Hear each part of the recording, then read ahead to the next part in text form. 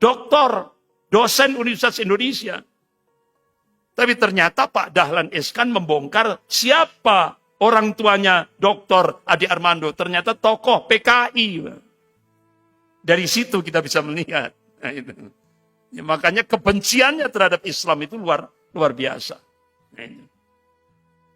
Bapak-bapak, ibu-ibu yang dirahmati Allah. Jadi ini benar-benar tugas daripada buzzer-buzzer rupiah ini anispopia. Sampai ada ungkapan berapapun biayanya, yang penting Anies yang harus dihabisi. Nah, ini. Jadi seperti itu, berapapun biayanya. Kenapa? Karena Indonesia sudah dikuasai oligarki. Dan oligarki itu sudah siap, ya kan? Uangnya itu tidak ada, apa istilahnya itu? Tidak ada nomornya. Apa, tidak ada seri. Ya kan? Jadi seperti itu. Sampai seperti itu. Berapapun biayanya. Yang penting Anies dihabisi. Nah, ini. Bahkan akhirnya kan terbongkar juga dari pengacaranya Pak siapa itu?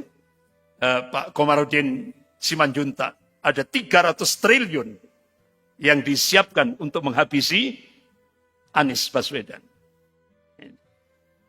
Jadi ini membuli ulama, Islamofobia, mendukung koruptor, adu domba anak bangsa, menghina Islam. Ya, dia sangat pro terhadap oligarki dan mafia tanah, mendukung prostitusi, ya, mendukung eksekusi ilegal, mendukung perjudian, miras, dan sebagainya. Ini tugasnya. Buzzer-buzzer rupiah ini. Nah, ini. Jadi makanya ini era politik post-truth. Seperti itu. Ini darurat kebohongan dan kezaliman. Bahkan sampai Direktur Deradikalisasi BNPT, Profesor Irfan Idris. Dia katakan, kalau ada orang tua ngajari anak ngaji dan sholat, itu masuk stigma Islam radikal. Coba. Padahal Profesor Irfan Idris ini Muslim. Coba Bapak Ibu lihat dahinya ini. Ya kan? Jidatnya hitam. Ya kan? Saya kira dia orang sholat, ya kan? Tapi karena ini tadi, dia sebagai Direktur Deradikalisasi BNPT, Badan Nasional Penanggulangan Terorisme.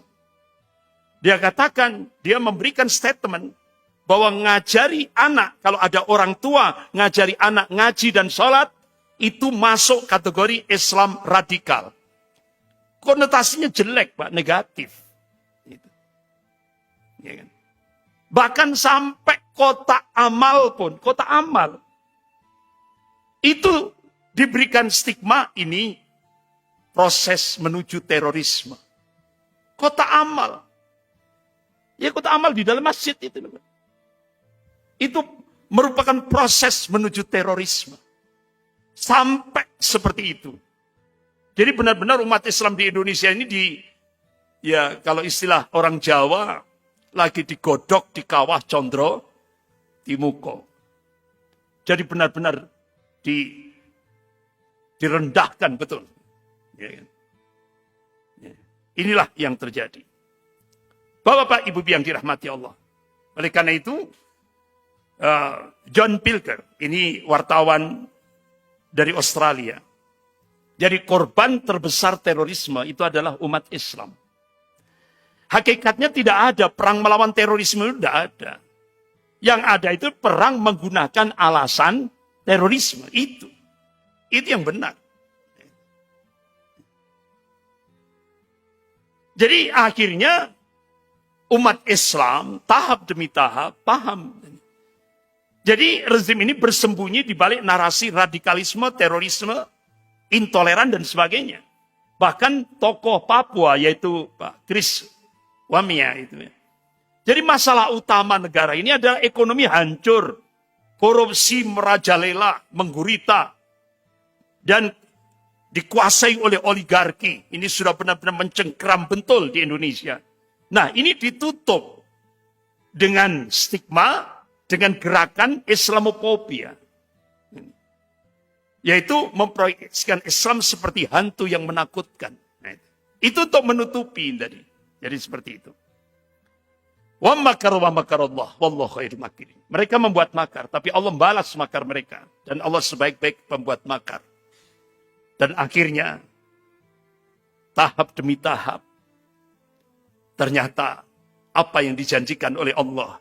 Wa man nasru illa min indillahil azizil hakim. Kemenangan itu datangnya dari Allah yang maha perkasa, lagi maha bijaksana. Wa kana haqqan alina nasrul mu'minin. Kewajiban kami, kata Allah, menolong, membela, memenangkan golongan mukmin. Janji Allah pasti. Innallaha la yukhliful mi'ad. Allah tidak akan mengingkari janjinya. La tabdila di kalimatillah. Tidak ada perubahan akan kalimah-kalimah Allah. Akhirnya, tahap demi tahap, walaupun secara formal, ya, tokoh-tokoh formal, seperti Pak Yusuf Kala, setelah beliau tidak menjabat lagi waktu itu, menyoroti tentang Pilpres 2019. Beliau memberikan statement di media, jika KPU jujur, masyarakat akan tenang. Bahkan Pak MS Kakban, ya, mantan Menteri Kehutanan waktu itu ya, Kehutanan.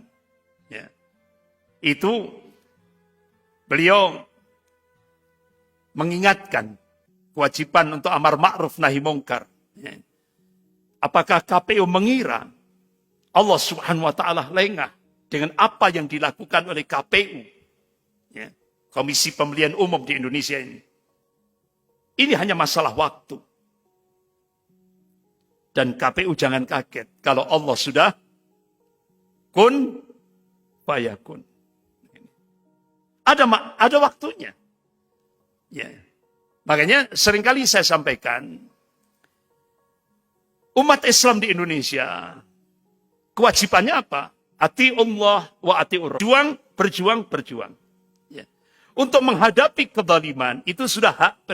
Untuk menghadapi kezaliman kita disuruh berjuang saja. Natijanya, hasilnya nanti Allah yang punya hak. Makanya kenapa Nabiullah Musa alaihissalam diperintah oleh Allah Subhanahu wa taala taat dan istiqomah. Dan Allah belum pernah memerintahkan pada Nabiullah Musa alaihissalam untuk membunuh Fir'aun. Tidak pernah. Dan itu tidak pernah kita ketemukan baik dalam ayat-ayat Al-Quran maupun hadis-hadis yang sahih. Tidak ketemu. Ternyata untuk menghabisi Fir'aun itu haknya Allah Subhanahu wa taala. Jadi seperti itu. Akhirnya makar Allah mulai berjalan di Indonesia. Sehingga akhirnya ketua KPU Pak Arief Budiman dipecat setelah diputuskan oleh DKPP, yaitu Dewan Kehormatan Penyelenggaraan Pemilu Republik Indonesia. Ini masih mendingan ini, Pak, ya kan? Daripada Pilpres 2014. Ya kan? Daripada pemilu 2014. Kalau pemilu 2014 Pak Husni Kamil Malik dibunuh.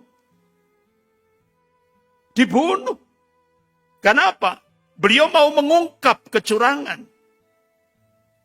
Itu 1 jam sebelum meninggal, itu masih diskusi dengan Profesor Rias Rasyid. Ya, Rias Rasyid itu. Masih diskusi. Tidak tahunya setelah itu membiru. Dan keluarga tidak boleh melakukan otopsi. Tidak boleh. Diracun. Itu ketua KPU yang pemilu 2014. Kalau sekarang masih mendingan, ya, dipecat gitu aja. Ya, walaupun pakai kardus ya, dan kardusnya digembok lagi. Ini tidak logik Pak, itu, Pak. Sudah kardus suruh gembok gitu. Yuk kardus suruh gembok itu tidak logik gitu, Pak. Kita sudah paham itu akan dijadikan untuk pintu untuk kecurangan. Ya kan? Jadi kecurangannya terstruktur, sistematis, masif, dan brutal.